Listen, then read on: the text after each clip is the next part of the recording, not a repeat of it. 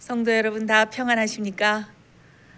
이 세상이 요란하고 요동치고 참 어려운 상황 가운데 있지만은 늘 하나님께서 풍성하신 은혜와 또 우리를 인도하시는 그 손길로 함께 하시니 주님의 은혜 감사드립니다.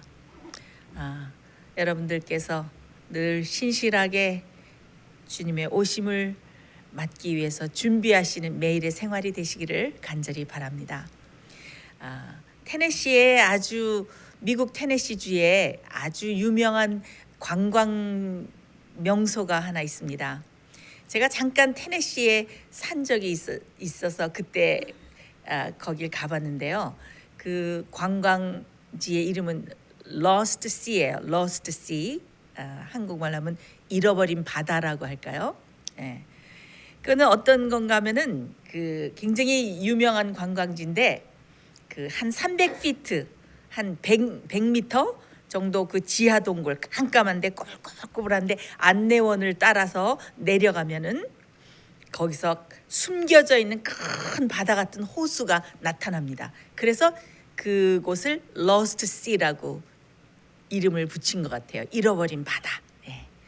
그래서 거기는 빛이 없기 때문에 아주 깜깜해서 안내원을 따라서 그 좁은 동굴을 아주 꼬불꼬불 조심스럽게 내려가면은 거기 내려가면은 갑자기 깜깜한데 아주 넓은 이렇게 그 동굴이 이렇게 넓어지면서 거기에 호수가 있습니다.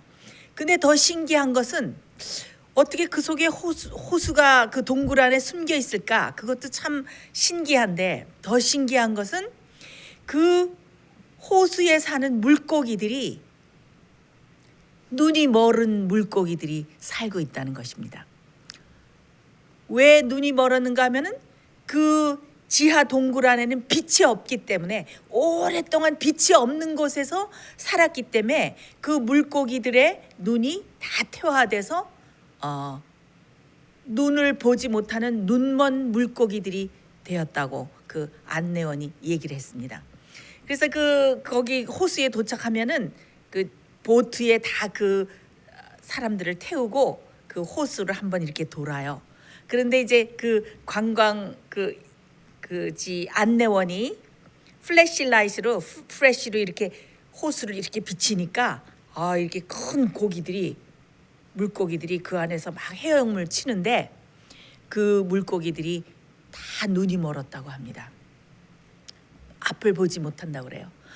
그래서 그 뿌려주는 먹이와 또 뭐 그 속에 있는 그런 먹이들로 연명을 하면서 본능적으로 헤엄은 치면서 살고 있지만은 그 다 눈이 퇴화돼서 멀은 그 물고기들이 헤엄치는 모습을 보면서 제가 참 마음에 굉장히 느낀 점이 많았습니다. 그래서 아직도 그 깜깜한데 그 검은 물결이 치는데 그 물고기들이 막 헤엄쳐서 다니던 그 모습이 아직도 제 기억에 생생히 남아 있어요. 자, 눈이 다 퇴화돼서 눈이 먼 물고기. 저는 그것을 보면서 저는 굉장히 영적으로 제 마음속에 큰 충격과 큰 교훈을 얻었습니다. 예수님께서 그 성경 말씀에 보면 이와 관련된 많은 말씀들을 한 것이 있습니다. 우리 한번 하나님의 말씀을 찾아볼까요? 자, 마태복음 6장 22절로 23절. 눈은 몸의 등불이니 그러므로 내 눈이 성하면 온몸이 밝을 것이요 눈이 나쁘면 온몸이 어두울 것이니 그러므로 내게 있는 빛이 어두우면 그 어두움이 얼마나 하겠느냐. 자, 여기 참 흥미로운 말씀이 있죠. 예수님은 우리의 눈을 무엇이라고 말씀하셨습니까? 마음의 등불이다. 눈을 통해서 우리 몸에 빛이 들어오기 때문에, 그래서 눈이 우리 몸을 비춰주기 때문에 눈을 마음의 등불이라고 부르셨어요. 자, 그래서 빛은 무엇을 통해서 들어옵니까? 눈을 통해서 들어옵니다. 그래서 눈이 나쁘면은 온몸이 어떻게 해요? 빛이 들어올 수 없으니까 깜깜해지는 것이죠. 그래서 예수님께서 그렇게 말씀하시는 것입니다. 그렇게 보지 못하는 눈을 가지고 살고 있으니 너희가 보지 못하는 눈을 가지고 살면 그 캄캄함이 얼마나 어둡겠느냐. 응? 네 몸이 얼마나 어둡겠느냐. 네가 얼마나 어두움 속에 살겠느냐. 그런 말씀을 하신 것입니다. 근데 예수님께서 성경에 보면은 또 여러 가지 눈에 대한 거, 보는 것에 대한 거, 그런 흥미로운 말씀을 하신 것이 많이 있습니다. 어떤 사람은 눈이 있는데 본다고 하는데 눈이 있는데도 보지 못하는 사람이 있다. 그런데 못 보면서도 나는 본다면서 우기는 사람들이 있다. 막 주장하는 사람들이 있다. 그래서 내가 보지 못하는 사람은 보게 하고 본다고 하는 사람은 보지 못하게 하려고, 눈 멀게 하려고, 소경되게 하려고 내가 이 땅에 왔다라고 그렇게 이상한 말씀을 하신 것이 있습니다. 우리 한번 그 말씀을 찾아볼까요? 자, 요한복음 9장 39절로 41절 보겠습니다. 예수께서 가라사대 내가 심판하러 이 세상에 왔으니 보지 못하는 자들은 보게 하고 보는 자들은 소경되게 하려 함이라 하시니 바리새인 중에 예수와 함께 있던 자들이 이 말씀을 듣고 가로되 우리도 소경인가? 예수께서 가라사대 너희가 소경되었다면 죄가 없으려니와 본다고 하니 너희 죄가 그저 있느니라. 예수님께서 여기 언급하신 사람들은 이상한 주장을 하고 있습니다. 어떤 주장을 하고 있습니까? 문제 없습니다. 저는 눈이 있는데 제 눈으로 잘 보고 있습니다. 아무 문제 없어요. 잘 보고 있다고요. 어떻게 그런 말씀을 하십니까? 이런 주장을 하는 사람들이에요. 그래서 아무 이상이 없다고, 자기 눈은 아무 이상이 없다고 주장을 하고 있는 사람들을 보고 예수님께서 네가 못 본다고 하면 죄가 없었을 것인데 본다고 그렇게 주장을 하니까 너희 죄가 그대로 있다라는 말씀을 하셨습니다. 사랑하는 성도 여러분, 여러분의 눈은 어떻습니까? 여러분은 눈을 잘 보고 계십니까? 빛이 여러분의 눈을 통해서 잘 들어가고 있습니까? 자, 그 눈은 마음의 등불이다 하신 그 예수님의 말씀이 누가복음 11장에는 그 똑같은 말씀이 쓰여 있는데 거기엔 예수님께서 이렇게 말씀하셨어요. 내 속에 있는 빛이 어둡지 아니한가 살펴보라. 보라. 내 속에 있는 빛이 어둡지 아니한가 보라. 그렇게 말씀하셨습니다. 자, 빛이 무엇입니까? 우리 또 한번 성경절을 찾아보겠습니다. 요한복음 8장 12절에는 어떤 말씀이 있는가 하면은 예수께서 또 일러 가라사대 나는 세상의 빛이니 나를 따르는 자는 어두움에 다니지 아니하고 생명의 빛을 얻으리라 라고 말씀하셨습니다. 빛은 누구십니까? 네, 성경에서 빛은 예수님을 말씀하죠. 여기 예수님께서 친히 나는 생명의 빛이다. 그래서 나를 믿는 자는 어떻게 어두움에 다니지 아니하리라. 어두움 가운데 헤매지 아니할 것이다 라고 말씀하셨습니다. 자, 유대인들이 아주 즐겨 읽는 주석, 출애굽기 주석 중에 이런 말씀이 있어요. 그 주석에 보면은 토라 있죠. 율법과 하나님의 말씀을 아주 밝게 비추는 빛으로 이 사람들은 풀고 주석을 하고 있습니다. 그래서 이런 말씀을 공부하지 않고 연구하지 않는 사람, 그리고 그 말씀에 대해서 무지한 사람에 관해서 그 출애굽기 주석에는 이렇게 써 있습니다. 그는 돌에 걸려 넘어진다. 그런 후에 시궁창 속에 빠지고 그리고 땅에 얼굴을 부딪힌다. 이것은 그의 손에 등불이 없기 때문이다. 미드라시 라바라는 그런 유대인들의 그 출애굽기 주석에 이런 말씀이 나오는데요. 그래서 예수님께서 나는 세상의 빛이다.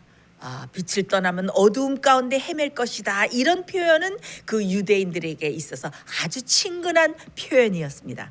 이것은 아주 그들이 친근하게 친밀하게 잘 알고 있는 이야기들이었습니다. 그래서 예수님께서 그렇게 친근한 표현을 빌어서 예수님께서 말씀하신 것입니다. 그래서 예수님께서 또 뭐라고 말씀하셨습니까? 나는 길이요 진리요 생명이니. 그래서 예수님께서는 빛이기도 하시지만 또 뭐라고 말씀하셨습니까? 나는 진리다. 나는 진리의 말씀 그 자체다 라고 예수님께서는 말씀하셨죠. 그래서 우리가 이렇게 보면은 빛이 들어온다. 빛을 떠나서 어두움 가운데 헤맨다. 빛을 받는다. 빛이 온다. 이런 것은 곧 뭐라고 우리가 풀 수 있겠습니까? 빛이 온다는 것은 곧 말씀이 온다. 말씀을 받는다. 이런 똑같은 맥락이 될 수가 있겠습니다. 이것은 아주 동일한 것입니다. 그러면은 이 빛이, 이 하나님의 말씀이 어떤 일을 하는가? 우리 성경을 연구하는 시간이니까 우리 또 성경절을 찾아보겠습니다. 자, 요한복음 12장 48절에 나를 저버리고 내 말을 받지 아니하는 자를 심판할 리가 있으니 곧 나의 한 그 말이 마지막 날에 저를 심판하리라. 예수님께서 뭐라고 말씀하셨습니까? 무엇이 심판을 한다? 나의 한 말이, 예수님의 말이 심판을 하리라. 우리가 심판을 어떻게 받습니까? 우리가 심판을 어떻게 받습니까? 예수님의 말씀에 따라서, 받은 말씀에 따라서, 받은 빛의 양에 따라서, 받은 빛에 따라서 우리가 심판을 받습니다. 우리가 영감의 글을 많이 연구해 보면은 받은 빛에 따라서 심판이 온다. 받은 빛에 따라서 심판을 받는다. 이런 표현들이 여러 군데 나오는 것을 알 수가 있습니다. 그래서 지금 주님께서는 성령님을 통해서, 말씀을 통해서 우리 마음속에 계속 빛을 보내고 계십니다. 그래서 어떤 경로를 통해서든 우리가 그 빛을 깨닫도록, 말씀을 깨닫도록, 진리를 깨닫도록 역사하고 계십니다. 그런데 어떤 사람은 어떻게 됩니까? 그 빛을 받아들이고, 그 빛을 받아들이는 사람은 점점 더 밝은 빛에 거하게 되고, 그 빛을 받아들이면 또 점점 더 밝은 빛을 깨닫게 되고, 그래서 그 사람의 온 몸이 어떻게 빛으로 가득 차게 되는 것입니다. 근데 한 번, 두 번 빛을 거절하는 사람은, 진리를 거절하는 사람은, 말씀을 거절하는 사람은 어떻게 되는 것입니까? 그 눈이 점점 빛에 대해서 멀게 돼서 나중에는 아무리 환한 빛이 와도 그 빛을 알아보지 못하고 그 빛에 대해서 전혀 무감각하게 되는, 그래서 나중에는 앞을 보지 못하는 소경이 되는 것입니다. 맹인이 되는 것입니다. 그래서 이렇게 캄캄한 흑암 속에 오래 살게 되면은 나중에는 눈이 다 퇴화돼서 그 테네시 지하 동굴 속에, 그 지하 깜깜한 호수에 살고 있는 눈먼 물고기들처럼 되어 버리고 마는 것입니다. 지금 많은 그리스도인들이 눈먼 물고기처럼 살고 있습니다.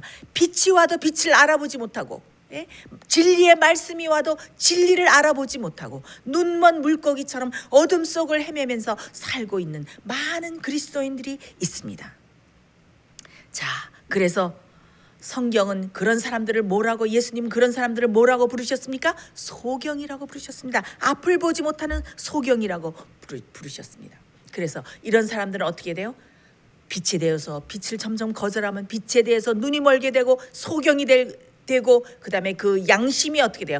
점점 굳어져서 양심이 화인 맞은 사람이 되고, 그 다음에 어떻게 되는 것입니까? 그 다음에는 점점 그 진리를 거절하다가 마침내는 은혜의 시간이 끝나서, 은혜의 시간이 끝나서 다시는 구원을 얻지 못하고 다시는 영생에 들어가지 못하는 그런 심각하고 두려운 상태에 빠져서 살게 되는 것입니다. 참 이것은 엄숙하고 두려운 사실입니다. 많은 사람들이 영적으로 살아있지만, 많은 사람들이 숨을 쉬고 있지만 영적으로는 죽어 있습니다. 그들이 살아서 움직이고 있지만 그들은 마치 요즘 무엇이 유행입니까? 잠비라고 그러죠. 죽은 dead person이 막 돌아다니는 그런 것들이 많이 이렇게 뭐 영화나 이런 데 나와서 좀비라는 말이 유행되고 있지 않습니까? 그들은 살아서 숨을 쉬고 있지만 죽은 사람들입니다. 영적으로 완전히 생명이 끊어진 사람들입니다. 살아서 걸어다니고 있지만, 숨을 쉬고 있지만 그들은 영적으로 완전히 죽은 사람들입니다. 그래서 예수님께서 어떻게 해요? 너의 몸이 깜깜한 어둠 속에 있는지 빛이 얼마나 어두운지 살펴보면서 살아라 라고 예수님께서 말씀을 하셨습니다. 자, 마태복음 13장 11절과 13절에는 아주 흥미있는 말씀이 나옵니다. 대답하여 가라사대 천국의 비밀을 아는 것이 너희에게는 허락되었으나 저희에게는 아니 되었나니 무릇 있는 자는 받아 넉넉하게 되되 무릇 없는 자는 그 있는 것도 빼앗기리라. 그러므로 내가 저희에게 비유로 말하기는 저희가 보아도 보지 못하며 들어도 듣지 못하며 깨닫지 못함이니라. 자, 이 말씀은 언제 하신 건가 하면은 예수님께서 계속 연달아서 거의 10개나 되는 그런 모든 말씀을 비유로 자꾸 말씀하시니까 제자들이 예수님께 조용히 나와서 어찌하여 이렇게 비유로 말씀하시나이까 라고 제자들이 질문을 하니까 예수님께서 이렇게 질문에 대답을 하신 것입니다. 너희는 천국의 비밀을 아는 것이 너희에게는 허락되었지만은 이 천국의 비밀을 내가 비유로 말해서 아무리 봐도 보지 못하고 아무리 들어도 듣지 못하고 깨닫지도 못하게 하기 위해서 내가 이렇게 비유로 말하고 있노라 라고 말씀하셨어요. 이 똑같은 말씀을 또 어떻게도 말씀하셨는가 하면은 그들이 보아도 보지 못하고 봐도 보지 못하고 들어도 듣지도 못하고 깨닫지도 못하고 돌이켜와서 죄사함을 얻지도 못하게 하려 내가 하고 있노라. 이렇게 이상한 말씀을 하셨습니다. 자, 이 예수님의 말씀은, 이 진리의 말씀은 누구에게나 주어집니다. 이 차별이 없어요. 이 빛은 누구에게나 주어집니다. 그런데 예수님께서 뭐라고 말씀하셨습니까? 내가 빛을 줄 때, 내가 진리의 말씀을 줄 때 무엇으로 준다? 천국의 비밀을 비유로 말씀해서 준다. 왜 이렇게 비유로 비밀로 말씀하신다고 하셨을까요? 네? 예수님께서는 이 말씀을 주시지만 이 복음의 비밀을 아무에게나 다 펼쳐서 보여주시지 않습니다. 이게 무슨 말입니까? 네, 복음에는 비밀이 있습니다. 복음에는 비밀이 있습니다. 예, 고린도전서 1장에 보면은 사도 바울이 뭐라고 말했습니까? 이 복음은 유대인에게는 거리끼는 것이요 이방인에게는 미련한 것이다 그랬어요. 그래서 이 복음은 무엇이에요? 거리끼는 것이고 미련한 것이에요. 왜 그렇습니까? 육에 속한 사람은 성령의 일을 받지 아니하니 영적인 것은 영적으로라야 분별함이니라. 그래서 어떻게 하나님의 복음을, 진리의 빛을, 이 빛을 깨닫는 것은 뭐예요? 비밀이에요. 비밀이요. 영적인 안목이 떠진 사람만 볼 수 있는 것입니다. 어떤 사람들이 이렇게 질문을 제가 듣습니다. 이게 전화를 하면서 어떻게 저는 깨닫는데 그렇게 유명한 목사님이 이걸 이해를 못하실까요? 네. 어떻게 보면 참 단순하고 신학을 공부하지 못한 그런 아주 평범해 보이는 성도님들이 아주 단순한 진리를, 그러나 심오하고 깊은 진리를 깨닫고 기뻐하는 그런 모습을 볼 수가 있습니다. 그런데 어떻게 해요? 신학 공부를 하고 많이 말씀을 공부했다고 하는, 신학을 전공했다고 하는 신학자들이 진리의 빛을 제대로 깨닫지 못하고 이해하지 못하고 있는 경우를 우리가 종종 발견할 수가 있습니다. 자, 예수님께서는 이 빛과 이 말씀이 올 때 이 말씀을 어떻게 받아들이는가, 거기에 대해서 아주 흥미있는 비유를 말씀하시는 것이 이 비유에 나옵니다. 어떤 비유입니까? 씨 뿌리는 비유, 씨 뿌리는 자의 씨의 비유에 나오죠. 자, 이게 조금 길지만은 여기서 얻을 너무나 좋은 영적인 교훈이 있기 때문에 우리 잠깐 읽어보겠습니다. 마태복음 13장 3절로 8절. 예수께서 비유로 여러 가지를 저희에게 말씀하여 가라사대 씨를 뿌리는 자가 뿌리러 나가서 뿌릴새 덜어는 길가에 떨어지며 새들이 와서 먹어버렸고 덜어는 흙이 얇은 돌밭에 떨어지며 흙이 깊지 아니하므로 곧 싹이 나오나 해가 돋은 후에 타져서 뿌리가 없음으로 말랐고 더러는 가시 떨기 위해 떨어짐에 가시가 자라서 기운을 막았고 더러는 좋은 땅에 떨어짐에 혹 100배 혹 60배 혹 30배의 결실을 하였느니라. 여러분 잘 아시는 비유죠 이것은. 네. 자, 이 말씀의 씨는 이 똑같이 뿌려집니다. 똑같이 뿌려져요. 여기 보면 그 네 가지 밭이 나오지 않아요? 길가에도 뿌려지고 돌밭에도 뿌려지고 가시밭길에도 뿌려지고 좋은 땅에도 뿌려지고 똑같이 뿌려집니다.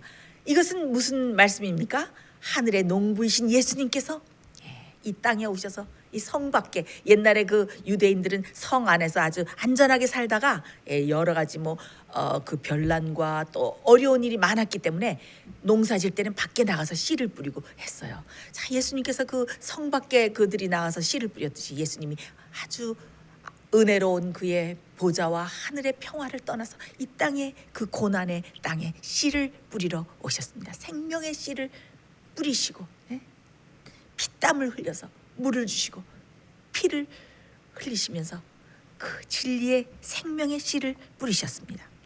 그래서 어떻게 해요? 예수님의 그 진리의 씨앗 속에는 생명력이 있어요. 생명력이. 그래서 그 씨가 들어가면은 어떻게? 생명력이 있어서 싹이 나고 자라죠. 추수할 때까지 열매 맺는 음식, 그 열매와 양식이 될 수 있는 훌륭한 나무로 식물로 자랍니다. 그렇죠?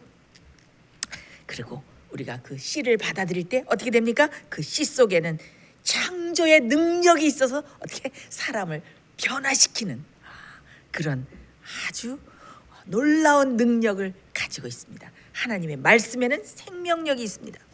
그런데 이 씨가 똑같이 다 받아들여졌는데 무엇에 따라서? 받아들이는 사람의 마음에 따라서, 마음에 따라서 이 말씀의 씨가 이 빛이 오는데 이 빛이 점점 커지느냐?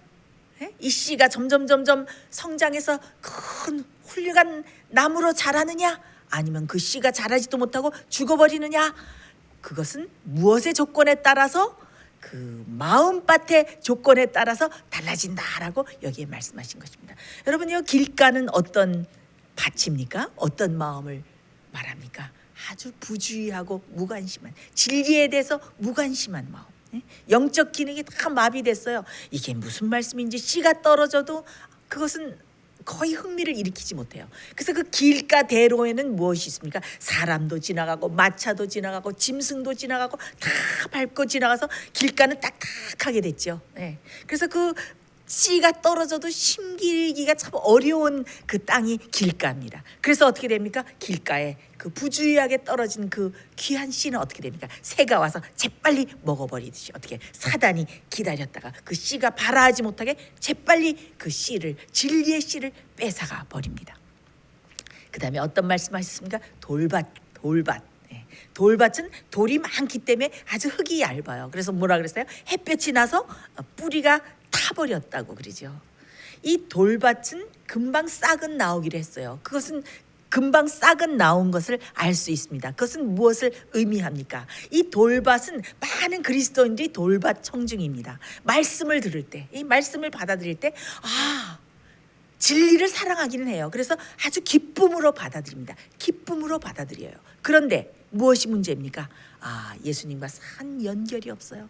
자기가 선천적으로 탁월한 이기심의 그 돌들이 세상으로 향한 악한 정욕의 돌들이 다 그 밑에 선한 포부와 선한 욕망 밑에 다 깔려 있어요. 그래서 그 뿌리가 깊이 내려가고 예수님과 깊이 연관이 돼서 그 생명을 받아서 그 뿌리가 깊어지면서 점점 식물이 자라야 되는데 어떻게 됩니까? 햇빛이 오면은 어떻게 돼요? 흙이 얇아서 이 말씀으로 인해서, 이 진리로 인해서 핍박을 받거나 또 환난을 받거나 어려움을 당하게 되면 어떻게 됩니까? 금방 뿌리가 말라버려요. 평탄할 때는 아주 좋은 그리스도인 같아 보이고 아주 훌륭한 신자처럼 보입니다. 그러나 어떻게 돼요? 어려운 시험과 시련과 이 말씀으로 인해서 신앙 때문에 어려움이 오면 어떻게 됩니까? 금방 이 신앙과 말씀과 진리를 부인하고 떠나죠. 그것이 돌밭 그리스도인입니다. 돌밭의 마음을 가진 그리스도인. 그래서 이 돌밭을 가진 사람들은 특별히 어떻습니까? 그 말씀이, 그 진리의 말씀이 자기 마음속에 있는 죄를 지적할 때, 버려야 되는 것들을 지적하고 포인트하고 지적해 줄 때 어떻게 됩니까? 감정이 상하고 화가 나서 자존심을 버리지 못하고 이 말씀은 어렵도다, 누가 그것을 이해하겠느냐 하면서 예수님을 떠났던 그 많은 제자들처럼 사람들이 그 말씀을 거절하고 빛을 거절하게 됩니다. 그래서 예수님과 깊은 살아있는 관계를 맺지 못했기 때문에 선천적으로 후천적으로 품성의 많은 결함들이 그대로 남아있고 돌밭처럼, 그래서 결국은 훌륭한 식물로 성장하지 못하고 뿌리가 말라서 버리는 그런 마음을 가진 그리스도인들을 예수님께서 돌밭이라고 부르셨죠. 그 다음에 가시밭은 어떻습니까? 씨가 자랄 수가 없어요. 가시의 기운에 눌려서. 이것은 무엇이라 그랬습니까? 세상의 염려와 재리의 유혹에 넘어가서 씨가 자라지 못한다 그랬어요. 근데 이 가시떨기 같은 마음을 가진 사람은 뭐라 그럴까요? 이 부자들도 마찬가지예요. 부자들은 자기의 재물이 없어질까 봐 그 재물에 신경을 쓰고, 또 가난한 사람은 어떻게 하면 내가 돈을 더 잘 벌고 재물을 모아야 되는데, 그래서 이 재물의 유혹이, 이 재물은 뭐예요? 돈은 일만하게 뿌리라 그랬죠. 그래서 재물을 사랑하는 마음은 참 어렵습니다. 그래서 이 재리의 유혹 때문에 이 씨가, 진리의 씨가 자랄 수가 없어요. 이 빛이 증가될 수가 없어요. 그런데 많은 그리스도인들 중에서도 이 가시떨기의 마음을 가지고 있는 그리스도인들이 많이 있습니다. 그래서 이 가시떨기를 가진 그리스도인들은 참 부지런해요. 내가 이런 선행을 해야 될 텐데, 이 사람 이렇게 도와야 될 텐데, 하나님의 사업에 아주 바쁜 사람들이에요. 그런데 어떻습니까? 어떻습니까? 너무 자기의 행위에, 어떤 일에 몰두한 나머지 어떻게 됩니까? 예수님과 깊은 교제를 하고 예수님의 말씀, 주님의 말씀을 연구하고 기도하고 산 관계를 가질 시간이 없습니다. 그래서 이런 가시밭을 가진 이런 그리스도인들은 그 열성이 나중에 어떻게 됩니까? 주님 안에서 그것이 순화되고 온전히 변화되지 못해서 돌밭 청중들도 어떻게, 돌밭을 가진 사람도 전적으로 주님께 마음을 바치지 못했기 때문에 거듭나지 못한 그리스도인들이에요. 이 가시떨기 밭을 가진, 이 가시밭을 가진 이 그리스도인들의 마음도 똑같습니다. 그래서 이런 그리스도인들은 어떤 패단을 낳게 되는가? 어떻게 하면 내가 높아질까? 어떻게 하면 내가 이 교회 안에서 이 신앙 생활을 하는 안에서 내가 명예를 찾을까? 내가 어떻게 하면 저 사람을 밟고 더 위에 오를 수 있을까? 그런 으뜸이 되고자 하는 욕망을 버리지 못해서 하나님의 사업을 때때로 많이 망친 그런 사람들이 바로 떨기밭을 가진 그리스도인들입니다. 그런데 이런 밭만 있으면 얼마나 슬프겠어요. 근데 예수님께서 무엇을 말씀하셨습니까? 좋은 밭에 대해서 말씀하셨어요. 이 좋은 밭, 이 사람들은 어떤 사람들입니까? 나중에 어떻게 100배, 60배, 30배의 결실을 하는 사람들입니다.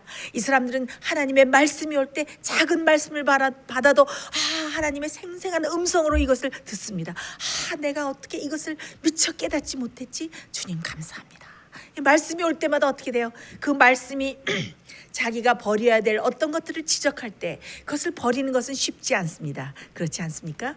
저도 때때로 성령님께서 저의 마음속에 버려야 될 것들을, 품성에 모난 것들을 어떤 일들을 통해서 지적해 주실 때 그것을 즉각 버리고 주님께 굴복하는 것은 참 쉽지가 않습니다.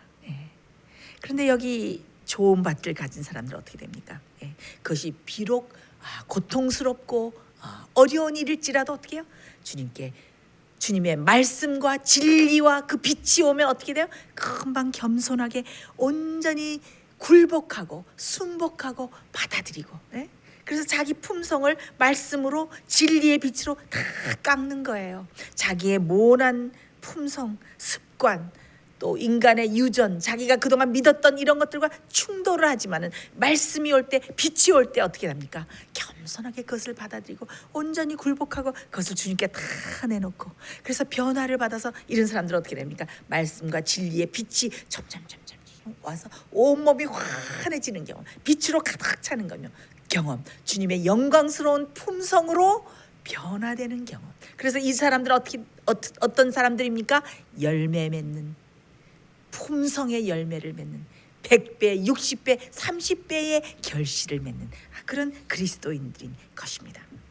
그래서 이런 사람들은 어떤 박해가 오더라도, 핍박이 오더라도, 죽음의 대가를 치르더라도 이 진리가 너무 감사하고 하나님의 말씀이 감사해서 하나님의 뜻과 말씀에 목숨을 내놓고 충성하는 그런 훌륭한 그리스도인, 신실한 그리스도인들이 바로 이 옥토, 좋은 밭을 가진 그런 그리스도인들입니다.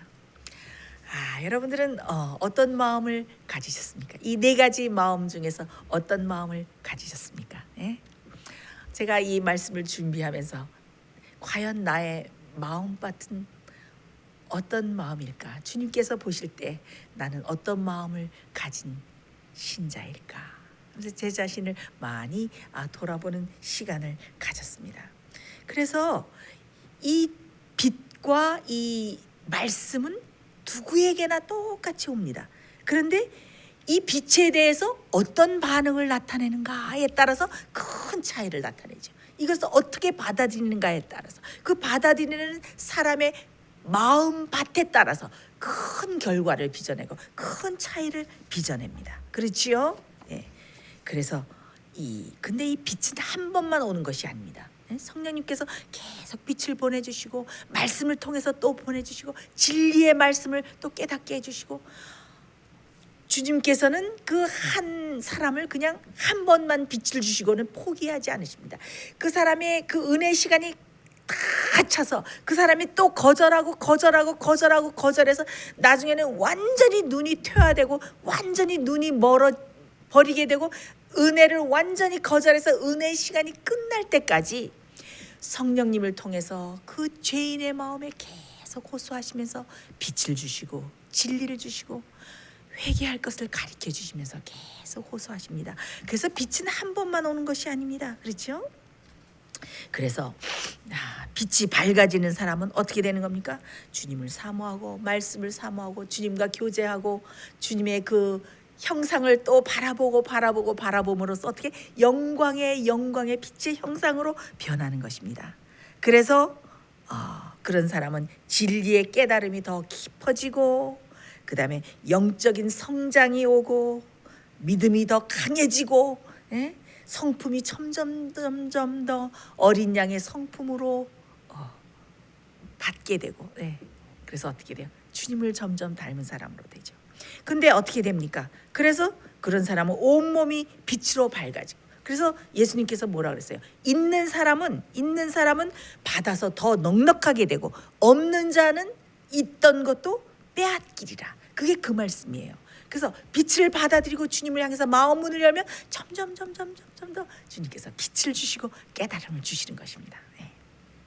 그런데 이 빛을 거절하는 사람은 이 빛이 와서 어떤 것을 지적해 줄 때 화를 내요. 감정이 상해요. 자기의 자존심과 자부심과 자아를 사랑하는 마음과 자기의 자아, 이게 너무 강해서 빛을 거절하죠. 점점 더 빛을 거절하고 거부하게 됩니다.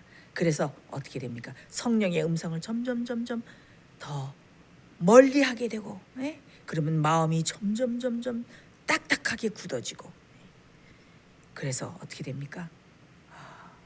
빛이 올 때 더 이상 그 빛이 싫어서 빛을 보지 않으려고 눈을 감아요. 그래서 어둠 속에서 헤매게 됩니다. 지금은 아주 심각한 때에 우리는 살고 있습니다. 지금 이 세상에 있는 그리스도인들은 두 무리로 쫙 갈라지고 있습니다. 점점 더 빛이 증가돼서 점점 더 주님의 형상으로 닮아가는 사람이 있는가 하면은 빛을 거절하고 주님의 은혜를 거절해서 점점 더 사단의 형상을 닮아가는 사람이 있습니다. 그래서 어떤 한 무리는 점점 주님의 형상을 닮아서 하나님의 인을 받아가는 그런 과정으로 들어가게 되고, 예? 또 어떤 사람은 점점점 사단의 형상을 닮아서 짐승의 인을 받는 그런 경험 가운데 들어가게 되고, 그래서 두 무리가 쫙 갈라지고 있습니다. 그래서 예수님께서 뭐라고 하셨습니까? 내가 심판하러 이 세상에 왔느니 보지 못하는 자들은 보게 하고 보는 자들은 소경이 되게 하려 함이라. 이게 뭐예요? 예? 보지 못하는 자는 보게 하고 본다고 하는 사람들은 소경이 되게 하려 왔다. 이게 바로 있는 자는 받아서 더 넉넉하게 되고 없는 사람은 있던 것도 빼앗기게 되리라. 이게 일맥상통하는 말씀인 것입니다. 그런데 이 바리새인들이 이 예수님의 말씀을 듣고 뭐라 그랬습니까? 그럼 우리도 소경이란 말이야? 우리가 앞을 못 본단 말이야? 그러니까 예수님이 뭐라 그랬습니까? 내가 본다고 하니까 내 죄가 거저 있느니라. 자, 성경에 보면은 보지 못하면서 문제 없어요, 저는 잘 보고 있습니다 라고 말하는 사람들이 나옵니다. 예, 어디에 나옵니까? 어디에 그런 사람들이 나옵니까? 누구입니까? 누가 그렇게 주장을 하고 있습니까? 자, 우리 다 같이 요한계시록 3장 17절로 18절을 보겠습니다. 내가 말하기를 나는 부자라 부요하여 부족한 것이 없다 하나 내 공고한 것과 가련한 것과 가난한 것과 눈먼 것과 벌거벗은 것을 알지 못하도다. 내가 너를 권하노니 내게서 불로 연단한 금을 사서 부요하게 하고 흰옷을 사서 입어 벌거벗은 수치를 보이지 않게 하고 안약을 사서 눈에 발라 보게 하라. 자, 여기에 어떤 사람이 등장합니까? 네? 눈이 먼 사람들이 등장합니다. 근데 이 사람들이 뭐라고 말하고 있습니까? 아유, 아무 문제 없습니다. 주님 잘 보고 있습니다. 아무 이상 없습니다. 저의 눈은 잘 보고 있습니다. 저는 부족한 것이 없습니다. 그것입니다. 예? 이것은 무엇입니까? 마지막 시대의 교회를 상징하는 라오디게아 교회 교인들의 상태를 말하고 있지 않습니까? 이 사람들의 문제가 무엇입니까? 자신을 보지 못해요. 자신을 보지 못해요. 자신이 다 가진 줄 알아요. 자신이 너무 훌륭한 줄 압니다. 그래서 자기가 얼마나 곤고하고 가련하고 가난하고, 예? 눈멀고 벌거벗었는지, 자기가 얼마나 가난한지 모르고 이렇게 나는 부족한 게 없습니다. 저는 너무 부자입니다 라고 말하고 있습니다. 그것이 마지막 시대를 사는 그리스도인들의 문제입니다. 그때 참된 증인이 되신 아멘이시고 참된 증인이 되신 예수님께서 뭐라고 권고를 하십니까?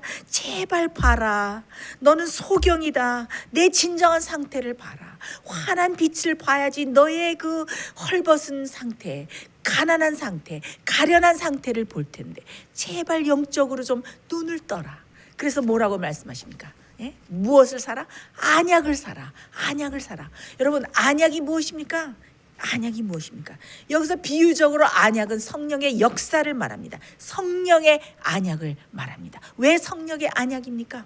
성령의 역사를 통해서만 자신의 참된 상태를 볼 수 있기 때문입니다. 성령의 역사를 통해서만 자기가 얼마나 영적으로 헐벗었는지 볼 수 있기 때문입니다. 성령의 역사를 통해서만 자기가 얼마나 곤고하고 얼마나 부족하고 얼마나 헌대투성이고 얼마나 죄악으로 가득 차 있고 얼마나 어두움에 휩싸여 있는지 자기 자신을 볼 수 있기 때문에, 성령의 역사를 통해서만 볼 수 있기 때문에 그것을 성령의 안약이라고 부릅니다.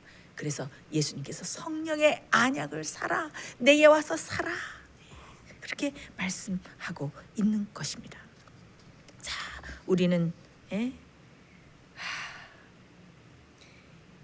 우리의 그 불꽃 같은 눈으로 우리를 보시는 하나님의 눈이 우리를 보시듯이 우리 자신을, 적나라한 우리의 상태를 그대로 보게 해달라고 우리는 주님께 간구해야 됩니다.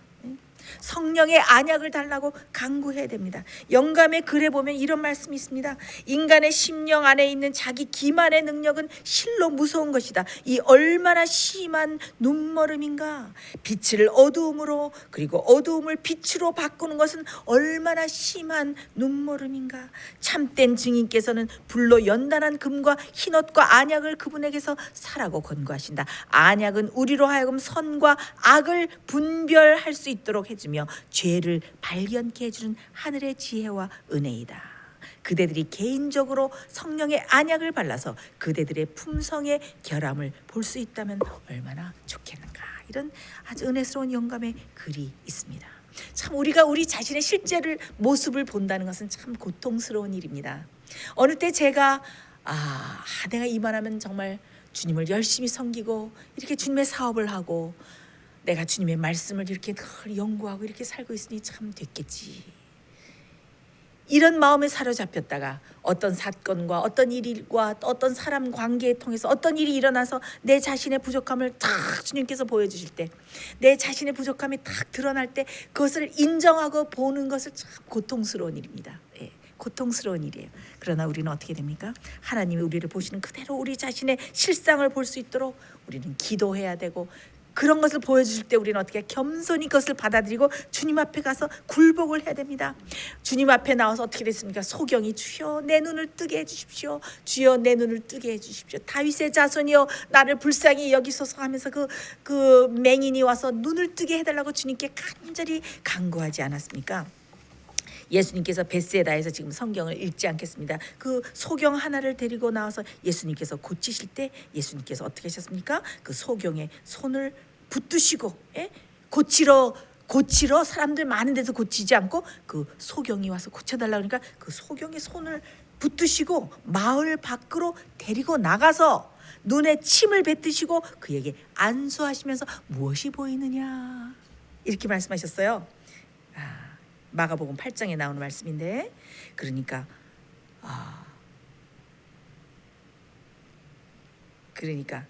사람들이 보이나이다. 이 사람이 눈을 다 뜬 것 같지 않아요. 나무 같은 것들이 걸어가는 것이 보이나이다. 그러니까 예수님이 어떻게 해요? 다시 눈에 안수하시면서 만물을 밝히 보게 하셨어요. 여기는 참 큰 교훈이 있습니다. 왜 마을 밖으로 한적한 곳에 데려나가서 고치셨을까요? 예수님께서 우리의 영적인 안목을 고쳐주실 때, 우리의 영적인 상태를 보여주실 때 어떻게 이것은 극히 주님으로부터 치료를 받고 치유를 받는 것은 극히 개인적인 경험입니다. 아무도 모릅니다. 주님께서 우리를 고쳐주실 때 주님께서 우리를 한적한 곳으로 조용히 부르셔서 우리 마음속에 조용한 성령으로 세미한 음성으로 내 눈을 뜨게 해주마 하면서 어떻게 고치시죠. 한 번에 뜨는 게 아니에요. 한 번에 뜨는 게 아니죠. 주님께서 우러러서 탄식을 하시면서 하늘을 보시면서 무엇이라고 탄식하실까요? 내가 내 실상을 아노니 내가 얼마나 벌거벗고 눈멀고 가난하고 가련하고 공고하고 헐벗었는지 내가 내 실상을 안다.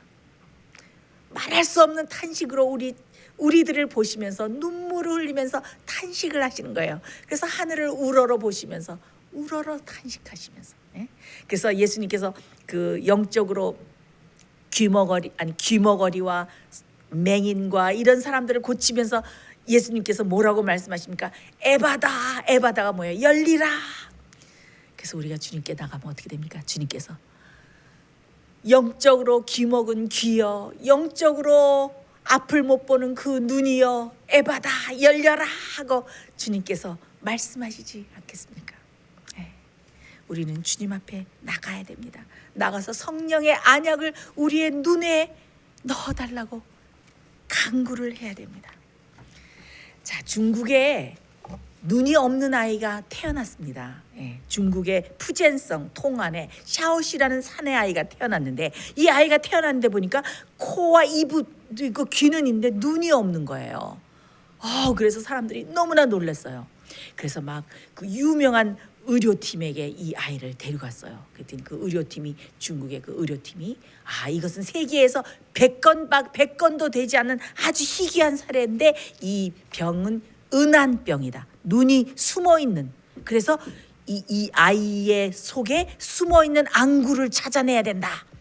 그래서 대수술 속에 들어가서 다행히 그 피부 속에 숨어있는 안구를 찾아냈다고 합니다. 제가 그런 기사를 읽은 적이 있어요. 여러분의 눈은 어떠십니까? 여러분은 밝게 환하게 크게 떠진 영적인 안목을 가지고 빛을 매일매일 받아들이고 있습니까? 아니면 여러분의 눈은 어둡고 눈이 퇴화되어서 주님의 빛을 바라보지 못하고 아직도 어두움 가운데 헤매고 계십니까? 아직도 늦지 않았습니다. 여러분, 아직도 늦지 않았습니다. 주님 앞에 나와서 여러분들의 아직도 영적인 부족함을 많이 느끼신다면 주여 저의 눈을 뜨게 해주십시오. 성령의 안약을 주십시오. 그래서 제 자신을 보게 해주시고 주님의 그 놀라우신 치유의 능력으로 저를 고쳐주십시오. 그래서 제가 빛으로 환하게 되고 제가 눈을 떠서 주님의 형상을 바라보고 영광으로 환하게 주님의 형상으로 변해는 사람이 될 수 있도록 도와주십시오 라고 여러분 나와서 기도하시기 바랍니다. 혹시 여러분의 눈이 완전히 퇴화돼서 눈이 숨어버려서 눈이 어디로 사라졌는지도 모릅니다. 주님 앞에 나와서 그 숨어버린 눈을, 없어진 눈을 찾아달라고 기도하십시오. 우리의 놀라운 치료자 되시는, 의사 되시는 예수님께서 우리의 눈을 찾아서 뜨게 해주시고 그 다음에 그 눈을 환한 빛으로 치료해 주시고 우리 온 몸이 빛으로 환해질 때까지 진리로 말씀으로 채워주실 것입니다. 우리가 주님을 바라보면 어떻습니까? 참 이렇게 정말 너무 은혜스러운 찬송을 제가 어느 때 부릅니다. 눈을 예수께 돌려 그 얼굴을 주목하라. 그의 영광스러운 광채에 세상 영화는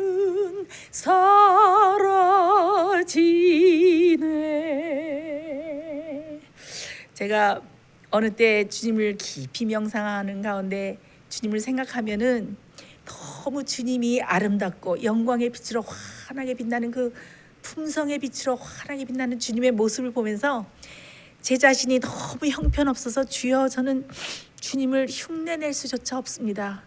어떻게 주님은 그렇게 아름다우십니까? 저는 주님을 바라보면은 막 주님의 그 아름다운 빛에 매료될 때가 참 많습니다. 주님을 명상하는 가운데 여러분 주님 앞에 나오셔서 정말 우리의 영적인 눈을 뜨게 해달라고 기도하시고 더욱더 우리 자신을 철저하게 볼 수 있도록 그 적나라하게 드러나게 해달라고 그래서 그 우리의 모습을 보고 온전히 고침을 받는 사람이 될 수 있도록 해달라고 주님 앞에 나와서 매일 간구하시기 바랍니다.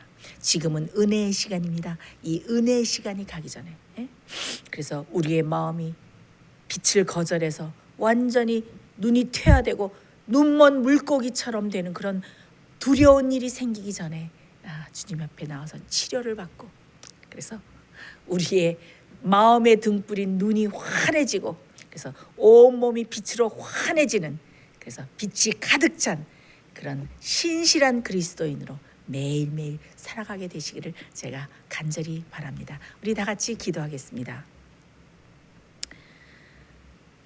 주여 우리는 눈이 어두워서 어두움 가운데 헤매며 아름다우신 주님의 영광의 빛을 아직도 온전히 바라보지 못하고 깨닫지 못하는 그런 부족한 가운데 있습니다. 주여 이 시간에 주의 앞에 나오니 우리의 눈을 온전히 뜨게 하여 주시옵소서. 성령의 안약으로 우리를 치료하여 주시옵소서. 우리가 얼마나 헐벗고 가난하고 가련하고 곤고한지 그리고 우리가 얼마나 눈이 멀었는지 우리가 얼마나 처참한 라오디게아 교회의 형편 가운데 빠져 있는지 깨닫게 하시고 주님 앞에 나와서 온전히 고침을 받는 그리스도인 신실한 성도가 될 수 있도록 이 시간에 우리를 축복하여 주시옵소서. 주여 우리의 눈을 고쳐주시고 주님의 아름다운 영광의 빛으로 우리를 환하게 채워주셔서 매일매일 영광으로 영광의 아름다운 주님의 품성으로 변화되는 신실한 성도들 거룩한 성도들 될 수 있도록 우리를 축복하여 주시옵기를 예수님 이름으로 간절히 기도드리옵나이다. 아멘.